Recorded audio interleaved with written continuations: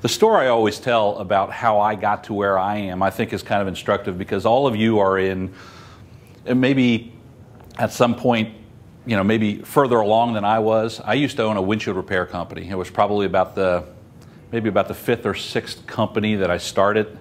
I was miserably failing at that one also. Every one of them failed. I mean, I was very good at what I did. I got the best training, the best tools.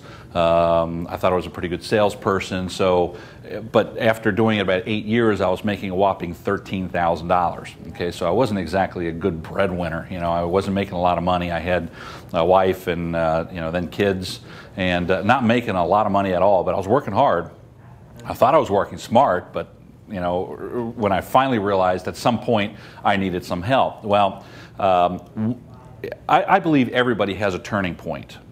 And some of you have already had your turning point. And I think this is probably the most instructive thing that I'll probably say here all night, other than any of the outsourcing questions that you may have. For me, my turning point was one morning I woke up and I turned on the TV. Anybody else do that right now? First thing you do, flick on the TV, right? What are you watching? Oh, besides the Tour de France. I mean, that's only going to last so far. Morning news. The morning news, right. How many of you listen to the morning news in the morning? Okay, now you do realize when you go to sleep, your mind, everything in your brain just kind of gets flushed away, and in the morning everything's fresh and new. Well, if the first thing happens when you turn on the TV, the first thing you're seeing is who got raped last night, who got murdered, who stole money from who, you know, all the trash that's on the news. What are you doing? How's your day going to get started? Yeah, you know. So at that point I realized this isn't healthy for me, but there was one thing that there was a story on that morning news that was my turning point. I woke up to hear the story, the very first story. I flicked it on. It just so happened to catch it at the beginning of the story about a woman who was in a nursing home in a coma for several years, who was raped by an orderly and now is pregnant, and now they're trying to figure out what to do with the kid. Now let me ask you, is there anything better you can hear in the morning? You know, to get you started charging out the door the right thing. So what I did was, that horrible story was my turning point. And I hate telling that part of the story because I can see in your eyes that, oh, ugh, you know, what did you just do to me? But that was a turning point because I realized that I was doing something wrong every single morning. I was listening to that kind of crap. So I went in to the bathroom where my wife was taking her 3-hour morning shower, or whatever she does in the morning, you know, for 3 hours getting ready for work. And I announced to her, I'm not going to watch the TV, I'm not going to watch the news, I'm not going to read the newspaper, I'm not going to listen to talk radio all day. Anybody else listen to talk radio during the day? Nothing filled with people pissing and moaning about things they can complain about that they really can't do anything about. You know, and I understand everybody has a voice and, you know, that whole thing. But the reality is what they're doing is they're just putting a lot of poison in your mind, so you're starting to think they have the power to persuade. So I decided I wasn't going to listen to any of that. So I'm out repairing windshields, bending over cars, 90-degree weather, burning my forearms on the hoods of cars. And I was listening to cassettes back then. This is 15 years ago, by the way. So I just got rid of the 8-track player, I think, and now I had a cassette. So I was listening to every cassette I owned of music because I couldn't listen to the radio, because what happens during music radio? Every 10 minutes, what happens? Another teaser for the news. So I couldn't listen to that. So after I listened to all that music, I just couldn't listen to it anymore. So I remember my mom used to, she was a supervisor working for a convenience store, and she used to really be into these motivational cassettes, you know, listen to, you know, guys like Zig Ziglar and, you know, Jim Rohn and all those guys. And, you know, go ahead, you can have a seat there if you like. So what happened was she would always tell me, you should listen to these things. You listen to the things. They're real motivational. I thought, you know, my thinking was if anybody had to listen to somebody else motivate them, there's something wrong with that person, right? Why can't you motivate yourself? Well, I needed some motivation at that point. So I started listening to those cassettes, and pretty soon I started, you know, that was the stuff I was feeding my mind with. Well, long story short, because I want to kind of jump to the end on how I got involved with Dan Kennedy, that turning point, that horrible story, got me to the point where I started tuning out from all the crap that was going on and tuning into some good things. Well, there was this event, I think it was in 96, something like that. It was called Success 1996. It was a tour that went around the country, and guys like Zig Ziglar and Jim Rohn and some big name speakers were coming to Cincinnati. That's where I'm from. So I got a fax, and I thought, well, my buddy Zig Ziglar's there. I listened to everything that that he has, so I want to see him live. So I went there, listened all day. I didn't have any money. Obviously making $13,000 a year. So the last thing my wife said as I was walking out the door is, don't you spend any money. First thing I did when I got there, I listened to Zig Ziglar and I bought all his stuff.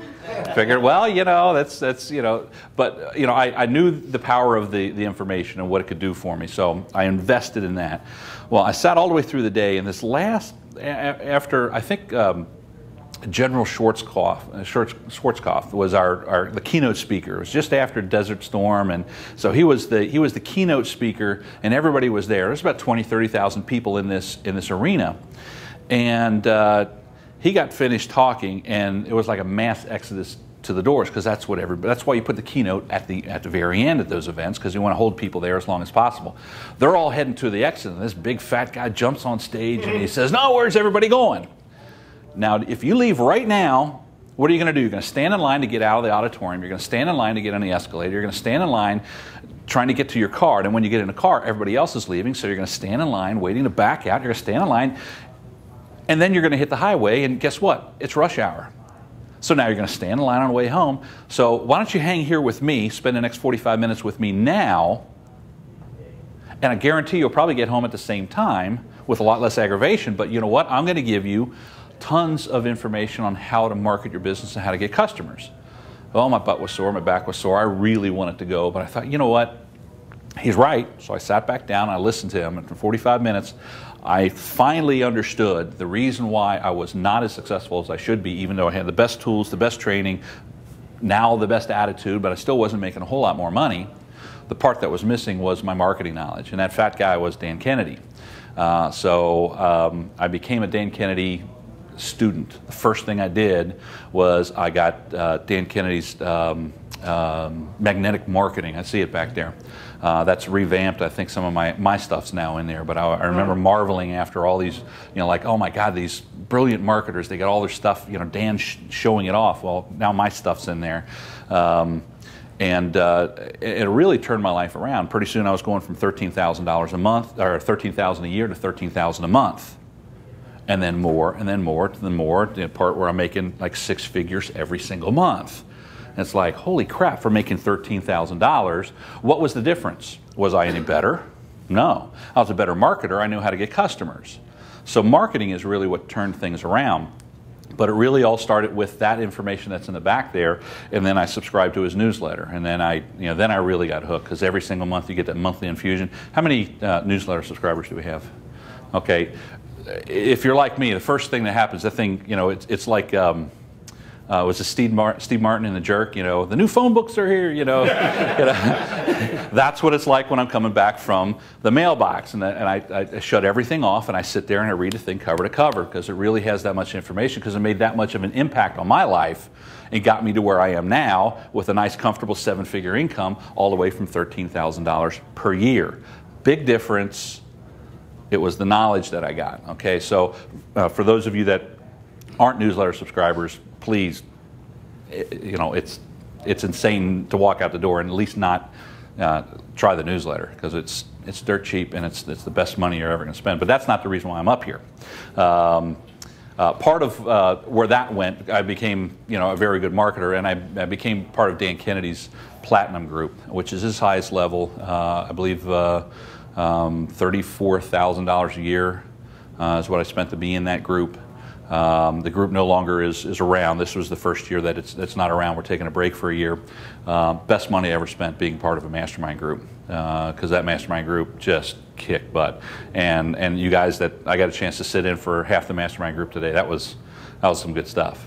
And you guys are very lucky to have Mira and you guys sharing all that information. So I'm sure you'll probably talk about how more people can get involved in that. But those really are the keys that got me from where I was then to where I am now. And sorry for taking too long, because I'm going to take an awful long time after our break. So thank you very much. Enjoy the meeting. Thanks, Ron.